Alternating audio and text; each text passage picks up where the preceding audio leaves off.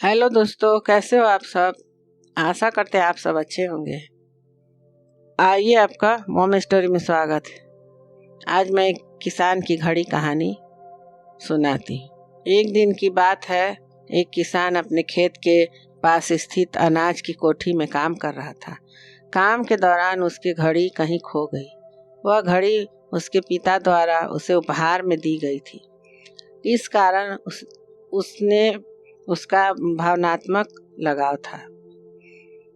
उसने वह घड़ी ढूंढने की बहुत कोशिश की। कोठी का हर कोना छान मारा, लेकिन घड़ी कहीं नहीं मिली। हताश होकर वह कोठी से बाहर आ गया। वहां उसने देखा कि कुछ बच्चे खेल रहे हैं। उसने बच्चों को पास बुलाकर उन्हें अपने पिता की घड़ी खोजने का काम सौंपा। घड़ी ढूंढ निकालने वाले को इनाम देने की घोषणा भी की। इनाम के लालच में बच्चे तुरंत मान गए। कोठी के अंदर जाकर बच्चे घड़ी में खोज में लग गए। इधर उधर यहाँ वहाँ हर जगह खोजने पर उन्होंने घड़ी नहीं मिली। बच्चे थक गए और उन्होंने हार मान ली। किसान ने अब घड़ी मिलने की आस खो दी। बच्चों ने जाने के बाद वह कोठी में उदास बैठा था। तभी एक बच्चा वापस आया और किसान से बोला कि वह एक बार फिर से घड़ी ढूंढने की कोशिश करना चाहता है। किसान ने हामी भर दी। बच्चों कोठी के भीतर गया और कुछ भी देर में बाहर आ गया। उसके हाथ में किसान की घड़ी थी। जब वह घड़ी देखी तो बहुत खुश हुआ। उसे आश्चर्य हुआ कि जिस घड़ी को ढूंढने में सब नाकामयाब रहे, उसे उस बच्चे ने कैसे ढूंढ निकाला। पूछने पर बच्चे ने बताया कि कोठी के भीतर जाकर वह चुपचाप एक जगह खड़ा हो गया और सुनने लगा। शांति से उस घड़ी की टिक टिक की आवाज़ सुनाई पड़ी और उस आवाज़ की दिशा में खोजने पर वह घड़ी मिल गई। किसान ने बच्चे को शाबाशी दी और इनाम भी देकर विदा किया। सीख: हमारे मन और मस्तिष्क को एकाग्र करती है और यह एकाग्र मन स्थित जीवन की दिशा निर्धारित करने में सहायक है।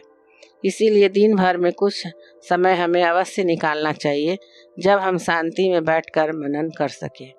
अन्यथा शोरगुल भरी इस दुनिया में हम उलझ कर रह जाएंगे।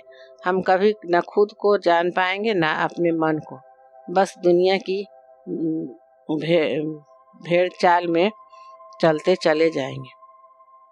जब आँख खुलेगी तो बस पछतावा होगा कि जीवन में ये दिशा हमने कैसे निर्धारित कर ली। हम चाहते हैं तो कुछ और थे, जबकि वास्तव में हमने तो वही किया जो दुनिया ने कहा। अपने मन की बात सुनने का तो हमने समय ही नहीं निकाला। दोस्तों, एक और अच्छी कहानी सुनाते हैं, शिकंजी की स्वाद। एक प्रोफेसर क्लास ले रहे थे। क्लास के सभी छात्र बड़ी ही रुचि से उनके लेक्चर को सुन रहे थे। उनके पूछे गए सवालों के जवाब दे रहे थे। लेकिन उन छात्रों के बीच कक्षा में एक छात्र ऐसा भी था जो चुपचाप और गुमसुम बैठा हुआ था। प्रोफेसर ने पहले ही दिन उस छात्र को नोटिस कर लिया, लेकिन कुछ नहीं बोले।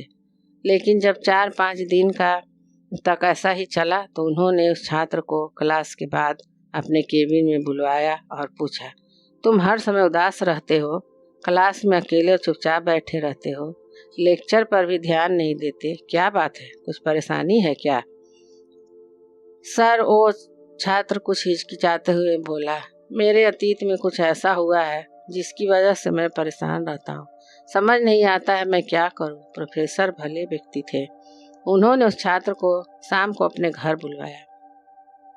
शाम को जब वो प्रोफेसर के घर पहुंचा तो प्रोफेसर ने उसे अंदर बुलाकर बैठाया। फिर स्वयं किचन में चले गए और शिकंजी बनाने लगे। उन्होंने जानबूझकर शिकंजी में ज़्यादा नमक डाल दिया। फिर किचन से बाहर आकर शिकंजी का गिलास छात्र को देकर कहा, लो ये शिकंजी पियो। छात्र ने गिलास हाथ में लेकर जैसे ही एक घूंट लिया, अधिक नमक के स्वाद के कारण उसका मुंह अजीब सा बन गया। यह देख प्रोफेसर ने पूछा, क्या हुआ, शिकंजी पसंद नहीं आई? नहीं सर, ऐसा बात नहीं है, बस शिकंजी में थोड़ा नमक ज़्यादा है, छात्र बोला। अरे अब तो ये बेकार हो गया, लाओ गिलास मुझे दे दो, मैं इसे फेंक देता हूँ। प्रोफेसर ने छात्र के गिलास से लेने के लिए अपना हाथ बढ़ाया, लेकिन छात्र ने मना करते हुए कहा, नहीं सर, बस नमक ही तो ज़्यादा है, थोड़ी चीनी और मिलाएंगे तो स्वाद ठीक हो जाएगा। यह बात सुनकर प्रोफेसर गंभीर हो गए और बोले, सही कहा तुमने, अब इसे समझ भी जाओ, ये शिकंजी तुम्हारी जिंदगी है, इसमें घुला अधिक नमक तुम्हारे अतीत के बुरे अनुभव है। जैसे नमक को शिकंजी से बाहर नहीं निकाल सकते, वैसे ही उन बुरे अनुभवों को भी जीवन से अलग नहीं कर सकते। वे बुरे अनुभव भी जीवन का हिस्सा ही है, लेकिन जिस तरह हम चीनी घोलकर शिकंजी का स्वाद बदल सकते हैं, वैसे ही बुरे अनुभवों को भूलने के लिए जीवन में मिठास तो घोलनी पड़ेगी ना। इसीलिए मैं चाहता हूँ कि तुम अपने जीवन में मिठास घोलो। प्रोफेसर की बात अब समझ गया। उसने निश्चय किया कि अब वह बीती बातें से परेशान नहीं होगा। सीख, जीवन में अक्सर हम अतीत की बुरी यादों और अनुभवों को याद करके दुखी होते रहते हैं। इस तरह हम अपना वर्तमान पर ध्यान नहीं दे पाते और कहीं ना कहीं अपना भविष्य बिगाड़ लेते हैं। जो हो चुका उसे सुधारा नहीं जा सकता, लेकिन कम से कम उसे भुलाया तो जा सकता है, और उन्हें भुलाने के लिए नई मीठी यादें हमें आज बनानी होगी। जीवन में मीठे और खुशनुमा लम्हों को लाइए, तभी जीवन में मिठास आएगी। दोस्तों, अगर ये कहानी आपको पसंद आई तो कृपया लाइक करें, सब्सक्राइब करें। धन्यवाद।